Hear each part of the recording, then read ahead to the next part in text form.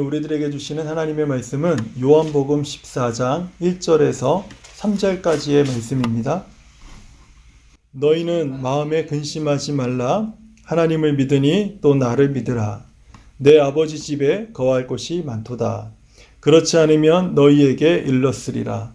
내가 너희를 위하여 거처를 예비하러 가노니 가서 너희를 위하여 거처를 예비하면 내가 다시 와서 너희를 내게로 영접하여 나 있는 곳에 너희도 있게 하리라. 아멘. 예수님은 우리의 소망이십니다. 소망이란 우리가 어떤 바람이나 일이 잘 될 것 같은 그런 느낌이나 조짐을 바랄 때 사용되는 단어가 소망이라는 단어죠. 이 세상 소망에 대해서 성경은 이렇게 말합니다. 헛되니 모든 것이 헛되도다. 이 세상을 소망 삼고 살아가는 모든 자들에게 하나님이 주시는 그 메시지이죠. 하지만 성경은요, 소망이신 예수님에 대해서 이렇게 말씀을 하시죠. 예수님은 우리의 소망입니다. 예수님은 우리의 확실한 소망입니다. 예수님만이 우리의 유일한 소망이 되십니다. 이것이 성경 전체에서 예수께서 우리의 참 소망 되심을 알리는 그런 메시지입니다. 저는 앞으로 여러 주 동안 이 소망에 관한 메시지를요, 우리 성도님들과 함께 나누려고 합니다. 제가 말씀을 준비하면서 가만히 생각을 해보니까 소망에는 단짝이 있더라고요. 아주 가까운 짝이 있더라고요. 두 가지 그 짝이 있더라고요. 하나는 신뢰가 그 단짝이고 또 하나는 기다림이라는 생각이 들었습니다. 그래서 오늘은 소망의 첫 번째 단짝인 신뢰에 대해서 좀 말씀을 좀 드리려고 합니다. 요한복음 13장에 보면 예수님과 베드로가 나눈 이 대화가 소개되고 있는데요. 예수님께서 십자가에 달려 돌아가시기 바로 직전에 제자들에게 이제 예수님이 떠나실 것이다 이렇게 이야기를 하십니다. 그러자 베드로가 주님 어디로 가십니까? 이렇게 물어요. 예수님께서 내가 가는 곳에 네가 지금은 따라올 수 없지만 이후에는 따라올 것이다 이렇게 말씀을 하시니까 베드로가 너무 궁금해서 다시 묻습니다. 주님, 제가 지금은 어찌해서 따라갈 수가 없습니까? 이렇게 질문을 하는 거예요. 이 대화에 예수님의 답변이 오늘 본문의 말씀이에요. 다시 한번 들어보세요. 너희는 마음에 근심하지 말라. 하나님을 믿으니 또 나를 믿으라. 내 아버지 집에 거할 곳이 많도다. 그렇지 않으면 너희에게 일렀으리라. 내가 너희를 위하여 거처를 예비하러 가노니 가서 너희를 위하여 거처를 예비하면 내가 다시 와서 너희를 내게로 영접하여 나 있는 곳에 너희도 있게 할 것이다. 제가 이 말씀을요, 한 문장으로 요약을 해봤습니다. 그러니까 이렇게 되더라고요. 너희들은 나를 신뢰해라. 그러면 내가 너희를 데려갈 것이다. 제가 이렇게 이 말씀을 요약을 해보니까 이렇게 정리를 할 수 있겠더라고요. 사실은 저는 이 말씀이요, 예수의 신앙을 가진 우리에게 예수님께서 주신 가장 큰 소망의 메시지라고 저는 생각이 들어요. 하지만 안타까운 사실은 많은 사람이 예수님께서 다시 오겠다, 내가 너희를 데리러 다시 오겠다라고 하신 이 말씀을 신뢰하지 못한 채 살아가고 있다는 것입니다. 그럼에도 하나님은 성경의 많은 곳에서 하나님과 그 말씀을 신뢰하는 것의 중요성과 그 이유를 수시로 말씀하신 것을 우리가 잘 알고 있지 않습니까? 그 대표적인 성경이 시편입니다. 시편 9절 10절을 보면요, 여호와여 주의 이름을 아는 자는 주를 의지하오리니 이는 주를 찾는 자들을 버리지 아니하심이니이다. 하나님은요, 주님을 의지하는 자들, 주님을 신뢰하는 자들을 버리지 않는다 이렇게 말씀하세요. 시편 13편 5절입니다. 나는 오직 주의 사랑을 의지하여 싸우니 나의 마음은 주의 구원을 기뻐하리이다. 주를 의지하는 자들은 그 구원을 즐거워한다는 것이죠. 시편 32편 21절입니다. 우리 마음이 그를 즐거워하며 우리가 그 성호를 의지하였기 때문이로다. 우리가 즐거워하는 이유는요, 다른 데 있지 않다라는 거예요. 그분의 이름, 그분의 성호를 우리가 즐거워하였기 때문이다라는 거죠. 의지하였기 때문이다라는 거죠. 시편 62편 8절은요. 백성들아 시시로 그를 의지하고 그의 앞에 마음을 토하라. 하나님은 우리의 피난처시로다. 주의 백성들이 하나님을 의지하는 것은 하나님이 우리의 피난처가 되시기 때문이다. 이렇게 말씀을 하세요. 시편 119편 42절은 어떻습니까? 그리하시면 내가 나를 비방하는 자들에게 대답할 말이 있사오리니 내가 주의 말씀을 의지함이니이다. 주의 말씀을 의지하는 자들, 주의 말씀을 신뢰하는 자들은 자신을 비방하는 자들에 대한 답변을 갖겠다라고 말씀을 하시는 거죠. 이처럼 하나님과 주의 말씀에 이런 두터운 신뢰가 있는 사람은 공통적으로 기뻐합니다. 즐거워합니다. 환난 날에 확실한 피난처를 가지게 됩니다. 나를 비방하고 적대하는 자들을 능히 이길 수 있는 그러한 진리를 갖게 된다는 것입니다. 이런 이유 때문에 하나님은요, 우리에게 하나님을 신뢰하고 그의 말씀을 의지하라라는 말씀을 성경에 참 많이 두셨습니다. 왜냐하면 신뢰는요, 소망의 단짝이 되기 때문에 그래요. 하지만 안타깝게도 많은 사람이 예수님을 신뢰하지 않습니다. 지금도 그렇고요. 예수님 당시에도 그랬습니다. 여러분, 우리가 예수님을 신뢰하지 않는다라는 말에는 무엇이 포함되어 있겠습니까? 소망의 단짝이 신뢰이기 때문에 우리가 예수님을 신뢰하지 않는다라는 말은 우리 삶에 소망이 없다라는 뜻이 돼요. 심지어 제자들조차 예수님을 온전히 신뢰하지 못했는데 정말 이 땅에 살고 있는 수많은 사람들이 바른 소망을 가지며 살아갈 수 있을까요? 그럴 수 없다라는 거예요. 우리에게 참 소망이 있기를 바란다면 예수님을 신뢰하라 라는 것입니다. 예수님은 그 당시에 십자가에 달려 죽기 전까지, 죽으신 후에도, 부활하신 후에도 자신을 신뢰하지 못했던 제자들에게 늘 자상하게 말씀하셨습니다. 그들을 책망하거나 꾸짖지 않으셨어요. 오늘 말씀에서도 그렇죠. 너희들은 나를 신뢰해라. 나를 믿어라. 그러면 내가 너희들을 나 있는 곳으로 데려갈 것이다. 이 말씀은요, 그 당시 제자들에게 아주 큰 소망을 주는 말씀이기도 했지만 지금 예수님께 소망을 둔 모든 사람들에게 주시는 참 소망의 메시지가 된다라는 거예요. 2절 말씀을 한번 다시 보세요. 내 아버지 집에 거할 곳이 많도다. 그렇지 않으면 너희에게 일렀으리라. 내가 너희를 위하여 거처를 예비하러 가노니. 지금 이게 무슨 말씀입니까? 내 아버지 집에 너희를 위한, 여러분을 위한 자리가 잘 준비되고 있다는 뜻이에요. 지금 예수님이 그렇게 말씀하고 있는 거 아니에요? 지금 여러분들을 위한 그 예수님이 가신 그 아버지 집에는 우리들을 위한 자리가 잘 준비되고 있다. 그러니까 근심하지 말아라. 예수님을 신뢰해라. 내가 너희를 다시 그 자리로 데려갈 것이다. 다 준비되면 너희를 데리러 올 것이다. 지금 예수님이 이렇게 말씀하시는 거죠. 저는 이 말씀이 우리에게 가장 큰 상이 되고 세상의 고난을 이겨낼 수 있는 위대한 소망이 될 수 있다고 저는 확신하는 거예요. 세상이 우리가 가지고 있는 이러한 소망을요, 아무리 불쌍히 여기고 보잘것없게 여기고 형편없는 것으로 치부한다고 할지라도 세상은 예수님께서 주시는 이 소망을요, 가질 수가 없습니다. 만질 수도 없고요, 맛볼 수도 없습니다. 왜냐하면 세상은 이 소망의 가치를 전혀 알지 못하기 때문에 그래요.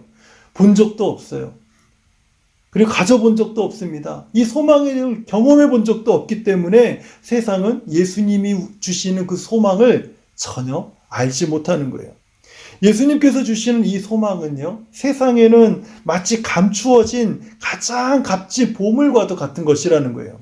그래서 예수님은 이 소망에 대해서, 이 가치에 대해서 잘 이해하지 못하는 사람들을 위해서 마태복음 13장에서 천국이란 도대체 어떤 것인지 아니? 왜 사람들이 그것을 소망을 두고 사는지 아니? 라고 하는 그런 관점에서 두 가지 비유로 말씀을 하셨어요. 먼저 마태복음 13장 44절인데요. 천국은 마치 그 밭에 감추인 보화와 같으니 사람이 이를 발견한 후에 숨겨두고 기뻐하며 돌아가서 자기의 소유를 다 팔아 그 밭을 사느니라. 천국은 밭에 감추인 보화와 같다라는 것이죠. 이 보화는 발견한 자만이 자기의 소유를 다 팔아서요, 그 밭을 사는 겁니다. 발견하지 못한 사람은 이 밭이요, 그냥 어떻게 보면 허름한 밭이고 아무 쓰잘데기 없는 유용하지 못한 그런 그 밭이 될 수 있는 거예요. 세상이 볼 때는 어떤 사람이 자기 재산을, 전 재산을, 그 일부가 아니에요, 자기의 모든 재산을 다 정리해서 그저 허름한 한 밭 하나 그 사는 정도로밖에 보이지 않는 겁니다. 왜 저걸 사지? 왜 저렇게 바보같이? 왜 저런 행동을 하지? 저러면 망할 텐데. 하지만 그 밭을 사는 사람은요, 그 밭 안에 감추어 있는 세상이 알 수 없는 이 세상에서 가장 귀한 보물을 발견했기 때문에 그렇게 하는 거예요. 천국이 이와 같다라는 거예요. 다음은 마태복음 13장 45절입니다. 천국은 마치 좋은 진주를 구하는 장사와 같으니 극히 값진 진주 하나를 발견하며 가서 자기의 소유를 다 팔아서 그 진주를 사느니라. 온 땅에 값지고 귀한 진주만을 구해서 파는 진주 장사가 있습니다. 이 사람이 어느 날 이전에 듣도 보도 못한 말로 형용할 수 없는 아주 값진 진주를 발견했어요. 그리고 이 진주 하나를 사기 위해서요, 자기 재산을 다 팔아버렸습니다. 자기 재산을 다 정리했습니다. 그리고 그것을 사게 된 거예요. 근데 세상이 그것을 보니까 이해가 되지 않는 거예요. 아무리 그 진주가 귀하다 한들 그 하나를 얻기 위해서 당신이 가지고 있는 그 많은 것을 다 그렇게 포기합니까? 좀 이해가 되지 않습니다라고 세상은 이렇게 얘기를 하는 거죠. 그 하나를 위해서 어떻게 그 많은 것을 다 포기합니까? 하지만 이 진주 장사에게는요, 그게 그렇게 들리는 것이 아닙니다. 자신의 모든 소유와 비교할 수 없는 값진 진주를 보았기 때문에, 그 진주를 보았기 때문에 자기의 모든 것을 팔아서라도 그거 하나를 구하고자 하는 거예요. 왜냐하면 그 가치가 내가 가지고 있는 모든 것보다 귀하기 때문에 그래요. 왜 예수님께서 오늘 본문의 말씀에서 너희는 나를 신뢰해라, 너희는 나를 신뢰해라, 내가 너희들을 나 있는 곳에 데려갈 것이다, 왜 이렇게 말씀하셨겠습니까? 예수님께서 제자들에게 하신 이 약속은요, 바로 이 세상에서 가장 귀한 것을 주시겠다고 하는 소망의 메시지인 거예요. 이것만큼 귀한 것이 없습니다. 이것만큼 귀한 것이 없어요. 그래서 오직 예수님만이 참 소망이 되십니다. 이 소망은 예수님만이 우리에게 주실 수 있는 거예요. 여러분, 이런 오만한 이야기를, 이런 거만한 이야기를 누가 이 세상에서 할 수 있겠습니까? 아무도 할 수 없어요. 오직 예수님만이 하실 수 있는 겁니다. 그래서 예수님만이 우리에게 소망이 되시는 거고, 이 소망은 예수님만이 우리에게 주실 수 있는 것이고, 우리는 이 소망을 예수님에게서만 찾을 수 있다라는 거예요. 요한계시록 3장 20절을 보면요, 예수님께서 각 사람의 마음을 두드리는, 너크하시는 그런 장면이 나와요. 예수님께서 마음의 문을 두드리는 것은 왜 두드리시겠어요? 바로 이 소망을 각 사람에게 두시기 위해서 예수님께서 각 사람의 마음을 노크하시는 겁니다. 이 말씀을 따르면 이렇습니다. 예수님이 먼저 노크를 하세요. 똑똑똑 하고 각 사람의 마음에 노크를 하십니다. 그리고 문 밖에 서서 말씀하세요. 야, 내가 네 그 안에 있는 거 다 안다. 너 안에 있는 거 내가 다 알고 있다. 내가 노크하니까 문 열어. 이렇게 노크하시는 거예요. 사람이 그 안에 있는 거 모르고 예수님이 노크하시는 거 아니에요. 이미 우리가 그 안에 있는 거 다 아시는 거예요. 다 안다.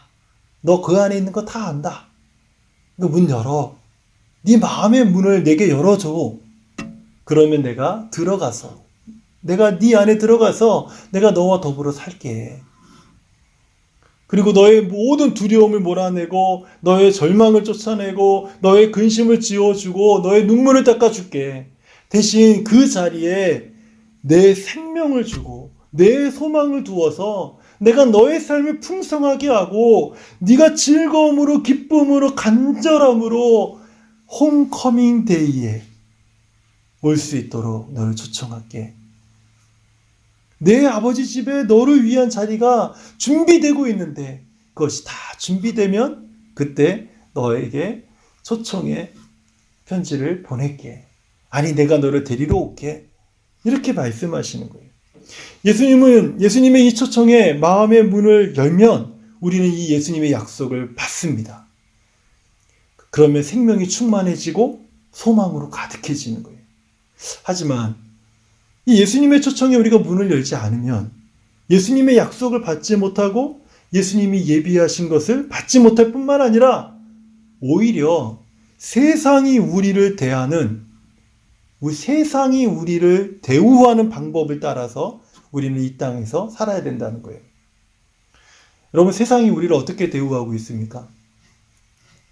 우리는 예수님께서 세상에 처음에 오실 때 이 세상이 예수님에게 처음 한 말이 있어요.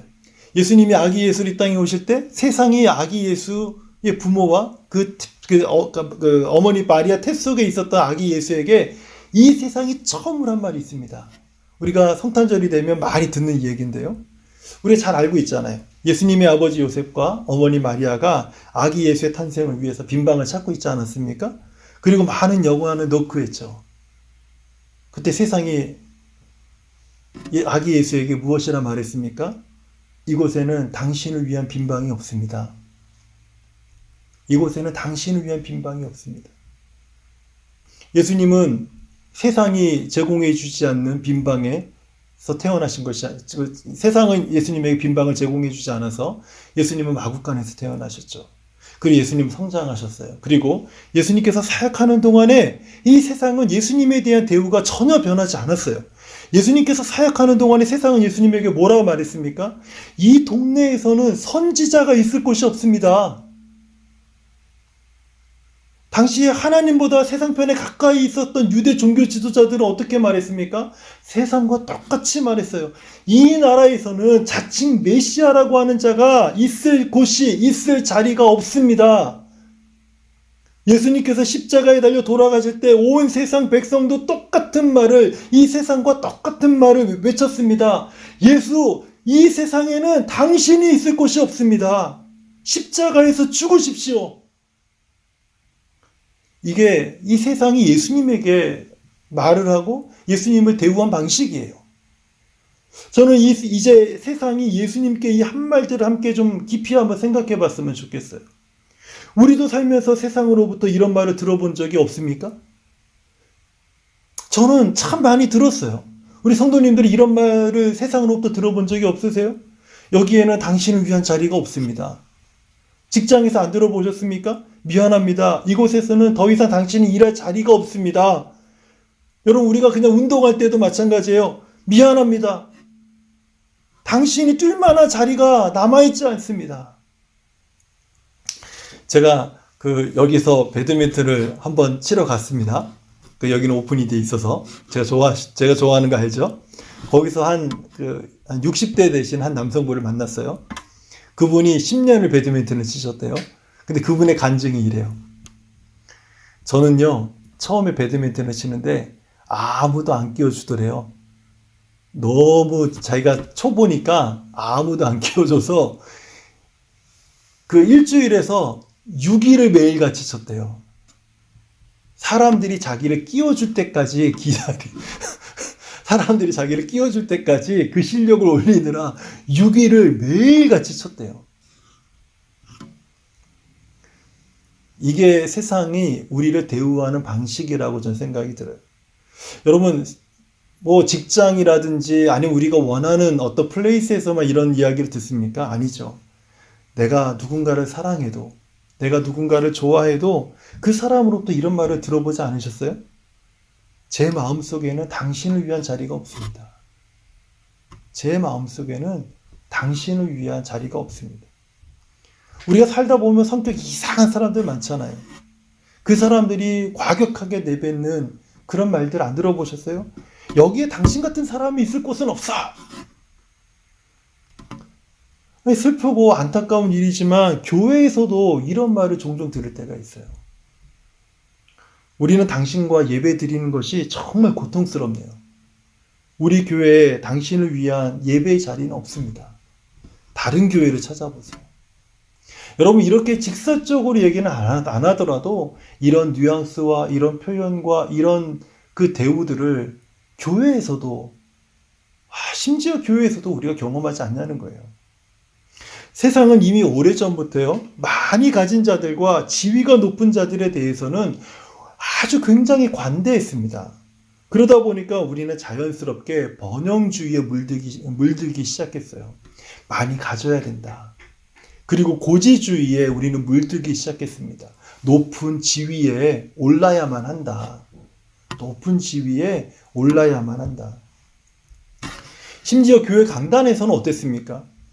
최소한 지금부터 20년 전까지의 교회 강단에서 선포된 메시지를 가만히 살펴보면 잘 되는 것, 높은 지위에 오르는 것이 바른 신앙의 결과라고 가르쳐 왔어요. 당신이 직장에서 성공하지 못하고 높은 지위를 얻지 못하는 것은 하나님께 불순종하기 때문에 그런 것입니다.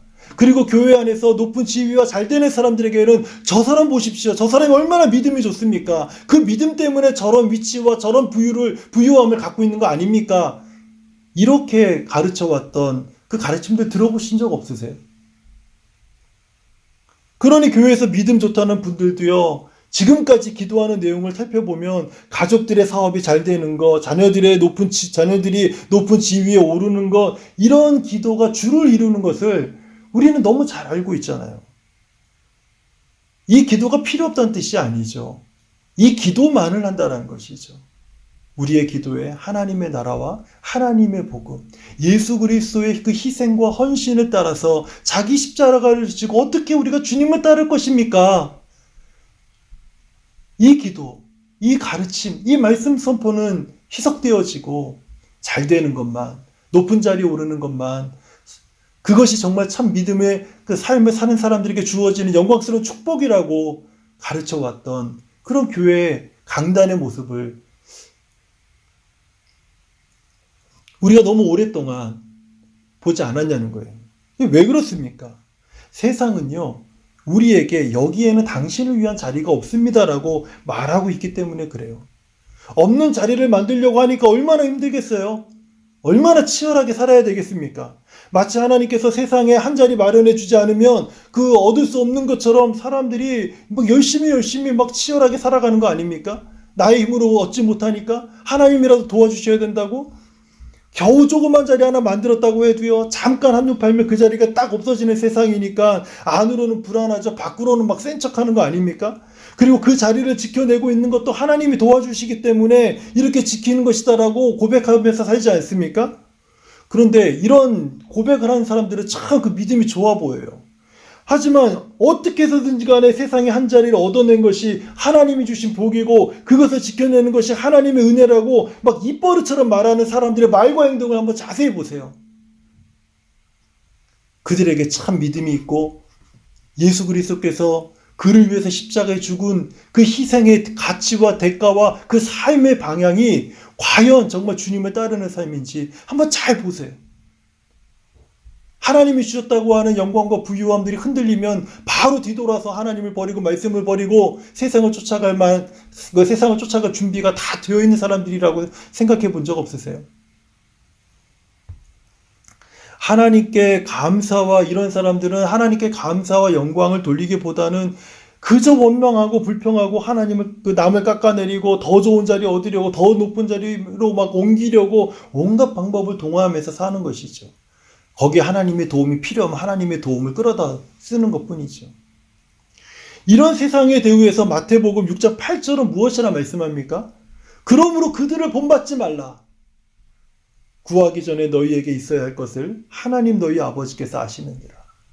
그러므로 그들을 본받지 말라. 이게 성경의 가르침이에요. 왜냐하면 하나님은 우리의 모든 필요를 잘 알고 계시기 때문이라고 말씀하고 있는 거예요.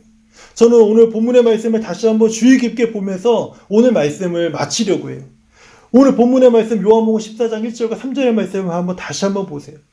이런 세상에서 살아가는 우리들에게 또 그 당시 제자들에게 예수님께서 무엇이라 말씀하고 있습니까? 너희는 마음에 근심하지 말라. 위로와 권면의 말씀을 하고 있어요. 하나님을 믿으니 또 나를 믿으라. 예수님을 신뢰하라는 것입니다. 내 아버지 집에 거할 곳이 많도다. 내 아버지 집에 우리를 위한 자리가 준비되어 있다라는 거예요. 신뢰를 해야 되는 근거를 알려주는 거예요. 왜 우리가 예수님을 신뢰해야 됩니까? 예수님을 신뢰해야 되는 근거를 말씀하고 있는 거예요. 내가 다시 와서 너희를 내게로 영접하여 나 있는 곳에 너희도 있게 하리라. 예수님을 신뢰하는 자들에게 주시는 약속의 말씀임과 동시에 이 말씀의 가장 큰 포인트가 어디에 있습니까? 내가 다시 와서 다시 오겠다는 거예요. 내가 너희를 버려두는 것 같지만 다시 와서 너희를 데려갈 것이다. 너희가 준비되어 있는 자리로 내가 데려갈 것이다. 이 말씀이요, 소망의 메시지라는 거예요. 이것을 소망하며 살아갈 때 우리는 세상의 번영주의에 물들지 않게 됩니다. 우리는 세상의 고지주의를 바라보지 않게 됩니다. 우리의 소망은 예수 그리스도. 우리의 소망은 예수 그리스도. 그분이 준비하시고 그분이 예비하신 그곳을 바라보며 살게 된다는 거예요. 사랑하는 성도님들, 하나님은요, 예수님을 신뢰하는 성도들에게 세상이 줄 수 없는 놀라운 소망을 우리들에게 주셨습니다. 예수님을 자기 소망 삼고 살아가는 사람은요, 불안해하지 않아요. 낙심하지 않습니다. 세상에서 영광의 찬송의 삶을 오히려 살아가게 되는 것을 보게 돼요. 왜 그렇습니까? 예수님이 나의 소망이기 때문에 그래요. 예수님이 나의 소망이기 때문에. 안타깝게도 예수님을 믿는다고 하지만 예수님을 자기 소망 삼고 살지 않는 사람들이 의외로 너무 많다라는 거예요. 하지만 저는 오늘 우리 성도님들에게 꼭 이렇게 말씀드리고 싶습니다. 예수님은요, 우리의 소망이십니다. 아멘. 새 소망이 되어 주실 겁니다가 아니에요. 예수님은 우리의 소망이십니다. 아니, 예수님은 나의 소망이십니다. 나의 소망이세요. 이것이 저의 신앙의 고백이고 우리 성도님들의 신앙의 고백이 되기를 축원합니다. 그래서 한 주간 예수님께 소망을 두고 기쁨으로, 즐거움으로 한 주간 승리하는 저와 우리 모든 성도님들 되시기를 우리 주님의 이름으로 축원합니다.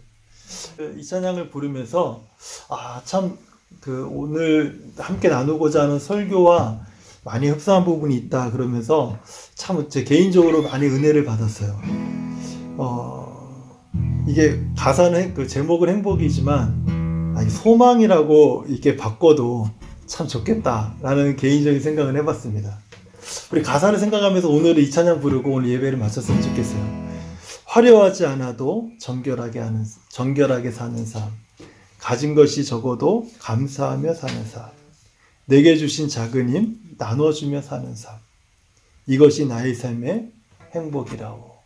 이것이 우리 삶의 주님이 주신 소망이라오. 어떤 저는 이렇게 들리더라고요. 우리 같이 한번 이 찬양 부르면서 한번 찬양하고요, 우리 축도로 마치겠습니다.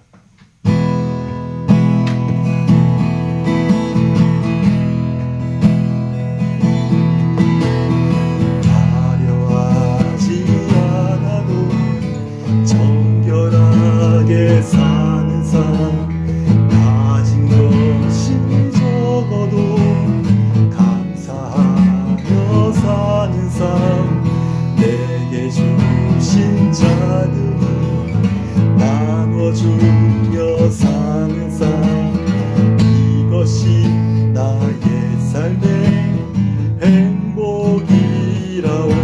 눈물 날 일 많지만 기도할 수 있는 것, 억울한 일 많으나 주를 위해 참는 것, 기록 짧은 작은 삶, 주 뜻대로 사는 것, 이것이 나의 삶의 행복이라오. 이것이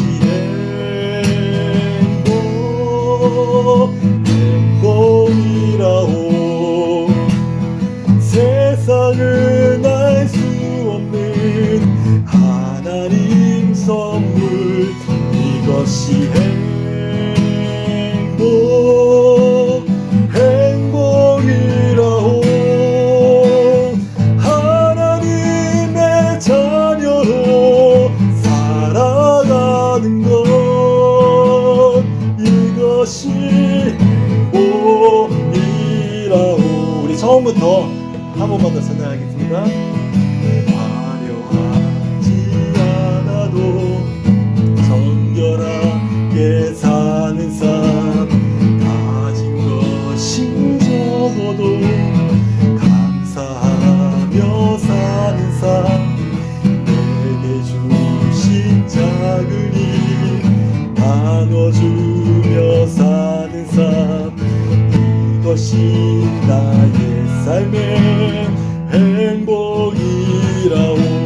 눈물 날 일 많지만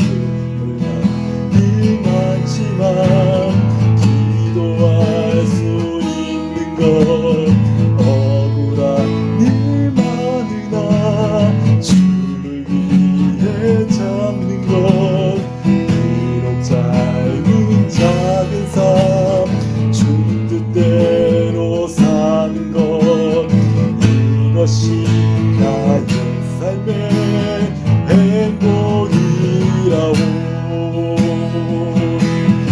이것이 행복이라오. 세상은 알 수 없는 하나님 선물 이것이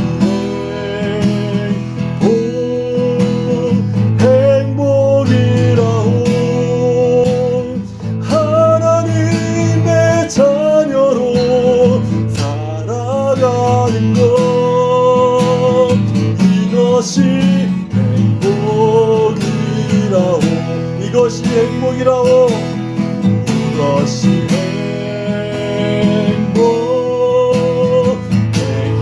행복이라오.